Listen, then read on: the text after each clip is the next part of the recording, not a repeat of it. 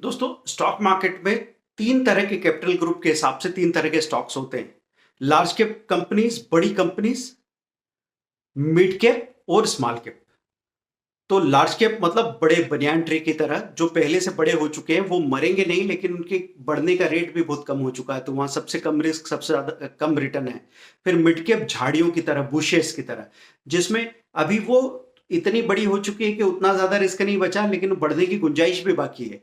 तो इसमें medium risk medium return है। और स्मॉल कैप मतलब छोटे छोटे पौधे नहीं होते हैं, जिनमें रिस्क मरने का भी बहुत है, लेकिन बढ़ेंगे तो बहुत बड़ा पेड़ बन सकते हैं वो। तो स्मॉल कैप में सबसे ज्यादा रिस्क, सबसे ज्यादा रिटर्न है। तो आपकी एज को सबसे ज्यादा सुटेबल क्या है? Small cap stocks.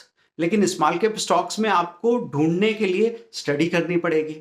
जब हमारे पास पैसा कम होता है ना, और उस वक्त हमारे पास समझ ज्यादा हो सकती है, क्योंकि हम दिन भर फोन पे होते हैं, लैपटॉप पे होते हैं, तो हम लगातार अगर अपनी इस स्क्रीन टाइम को एक डायरेक्शन देते हैं ना, तो आप यही स्क्रीन देखते देखते मिलेनियर बन जाएंगे, बिलियनियर बन जाएंगे।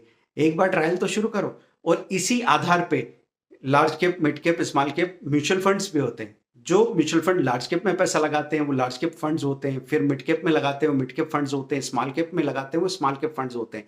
पिछली रील में जो मैंने आपसे बात कही थी, Nippon India India growth fund, वो स्मॉल कैप फंड्स था, इसलिए उसके रिटर्न सबसे ज्यादा थे। तो अगर आपकी एज कम है और आपके पास टाइम ज्यादा है, तो आप सबसे ज्यादा रिस्क उठा सकते हैं।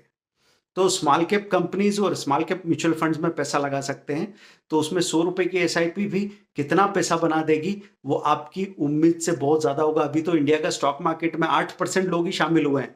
अभी तो 92% लोग आना बाकी है। तो ये 8 to 15% होंगे ना जब इन्वेस्टर ट्रेडर, तो यहाँ पे जबरदस्त रैली आने वाली है।